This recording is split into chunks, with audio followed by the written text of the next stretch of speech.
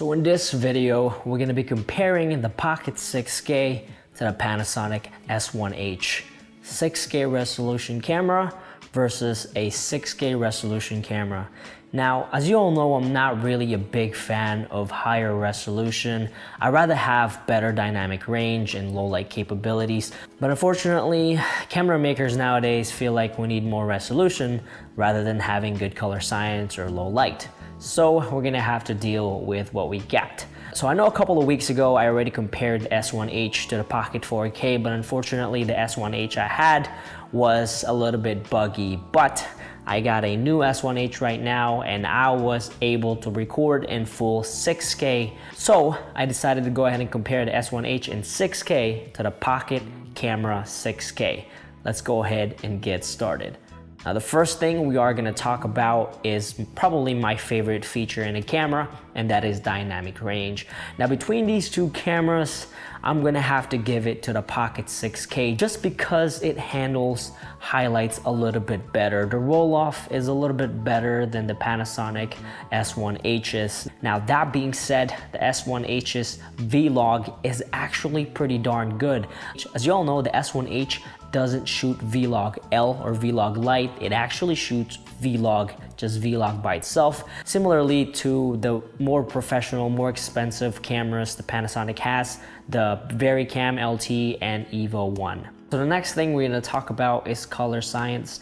Now Blackmagic camera Pocket 6K will obviously take this one, but not by much. Between these two cameras, I'm actually pretty freaking impressed with the Panasonic's color science. They've come a long way. I've used the Panasonic GH5, I've used the Panasonic GH5S, and I gotta tell you, the Panasonic S1H color science is actually really good. Now the distinguishing factor of me picking the Pocket 6K has something to do with just the clarity that you get with the Pocket 6K that makes the color science just a little bit better. Just overall image of the Pocket 6K is a little bit better than the S1H. That's why I'm leaning over the Pocket 6K. If you shoot Pocket 6K at Q0 constant quality, you're gonna be around 200 megabytes to 400 megabytes.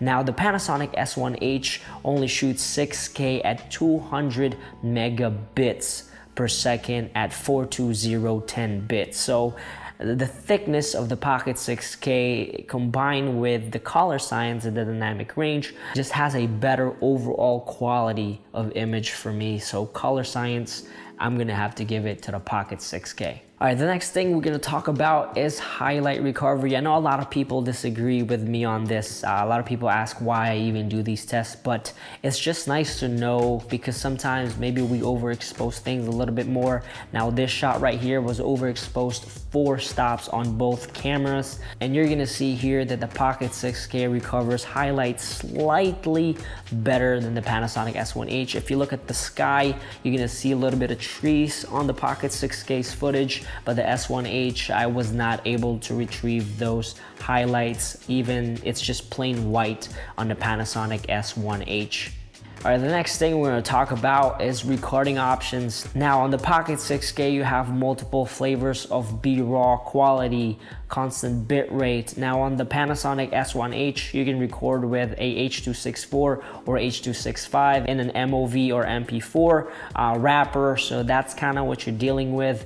And you can also shoot RAW with the Pocket 6K, so this is gonna be a no-brainer. I'm gonna have to give recording options to the Blackmagic Pocket Cinema Camera 6K because it just has a lot more. The bit rates are higher and you just have more options with the Pocket 6K. So the next thing we're going to talk about is media costs. Now right now, as of today, November 17, 300 megabytes a second SD card is cheaper than a CFast 2.0 card that has 500 MB. So if we're just looking at the actual memory cards, the CFast 2.0 versus a SD card, the Panasonic S1H's media cost is cheaper. However, if you add the fact that you can buy a T5 SSD drive to record in the Pocket 6K, then that changes the story a little bit, because you can get a really cheap SSD drive to use with your Pocket 6K.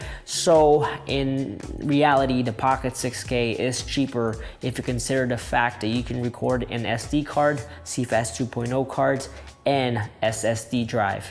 All right, next thing we're gonna talk about is the size and weight. Now, I was actually quite surprised when I opened the Panasonic H1's box, because it's actually bigger and thicker. I was so used to the Panasonic GH5 and GH5S, they're much smaller, but the Panasonic S1H is pretty well built. It's pretty tanky, it's heavy, I like the weight of it, so I'm gonna have to give it to the Panasonic S1H. It's smaller, it has that DSLR form factor that I really like. It just feels nice. I feel like having a DSLR form factor, you're just using your Canon camera. It's just so much easier to conform to that DSLR form factor, because I've been using it for quite a while now. The Pocket 6K, as you can see, it's a DSLR-ish form factor. It's getting there, but if we're gonna talk about it right now, I'm gonna have to give it to the Panasonic S1H as far as form factor and size and weight. All right, let's talk about the screen. Speaking of the body of the cameras, I'm gonna have to give it to the Pocket 6K, because as you can see, the Pocket 6K screen is much better. Now, I have small hands and fingers. I can't even imagine for you guys out there that have big hands and big fingers trying to touch stuff on the back of the Panasonic S1H. That's probably gonna be terrible for you guys. But for the Pocket 6K, the screen is a little bit bigger, so you have a little bit more real estate when trying to push buttons and whatnot. All right, next topic we're gonna talk about is battery life. Now, I'm gonna have to give this to the Panasonic S1H for a couple of reasons. A, the batteries that come with the Panasonic S1H has a little bit more juice than your Canon LPE6. Additionally, since the Panasonic S1H doesn't have to use a lot of juice and power to record RAW, it only records MP4 and MOV, it uses less battery in my opinion. Additionally, if you turn off image stabilization and all that stuff, you can probably save a little bit more battery, and you can always close your screen on the back and just use your EVF viewfinder in sunny situations instead of turning your brightness on your Pocket 6K, which takes a lot of juice. So for battery life, I'm gonna have to give it to the Panasonic S1H. Next topic we're going to talk about is frame rates. All right, so the Pocket 6K can shoot right now, since my CFast 2.0 card and SSD drive can only record 6K up to 50 frames per second at BRAW Q0 constant quality. That's pretty much as high as I can go. I can't go with Q0 at the moment because my CFast 2.0 cards are just not fast enough for it. Now the Panasonic S1H, the only time you can record 60 frames per second internally is by dropping down your resolution to 4K Super 35mm mode. Let's talk about rolling shutter for a second. I know a lot of people will ask me about this. For these two cameras, it was very hard for me to decide who won, because they're really close. But if you look at this comparison video, you're gonna see that the Pocket 6K, even though it's on the same tripod, same exact whip and pan speed, you're gonna see that the Pocket 6K is a little bit less blurrier than your Panasonic S1H. So if I had to choose between the two cameras, I would have to give it to the Pocket 6K, because it's just less blurry when whipping really fast with the tripod and the cameras.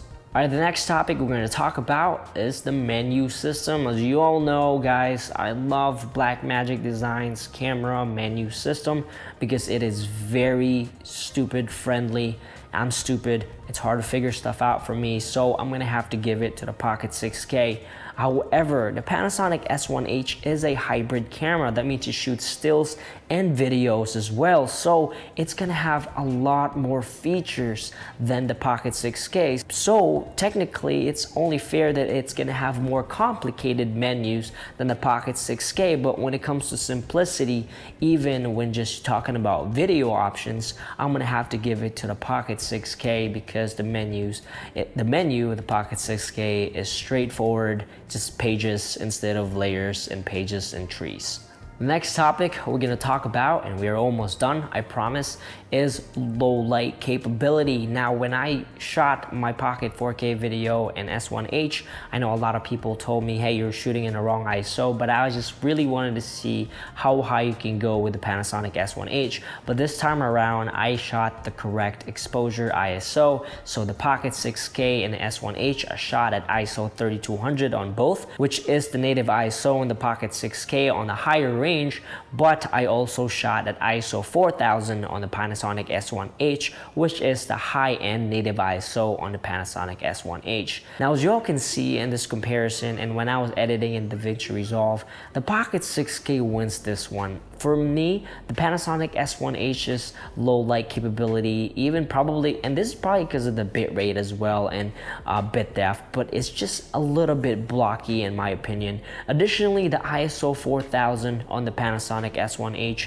it seems to me like there's some sharpening and some noise reduction being done at 6K ISO 4000, because I can notice that my skin on that low light, extreme low light shots that I got with the candle or the fire, whatever you want to call it, I can see a little bit of smoothness going on my face. Now, my face is not smooth at all. So even shooting vlog with noise reduction turned off, I can see that it's still noise reducing a little bit. Now, it looks clean at ISO 4000, but the Pocket 6K, even though its native ISO is 3200, it just looks more organic to me than the Panasonic S1H.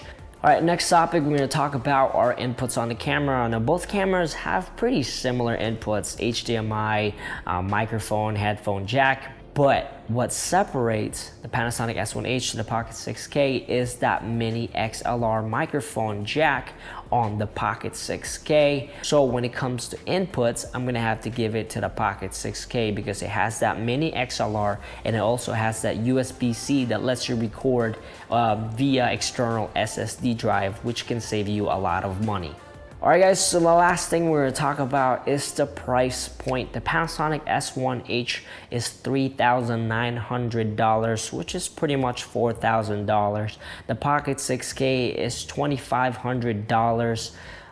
So that's pretty much the price of it. I mean, obviously the biggest difference are the Pocket 6K is strictly a video camera. Even though it has stills capabilities, I wouldn't consider it a hybrid camera. The Panasonic S1H shoots 24 megapixel stills.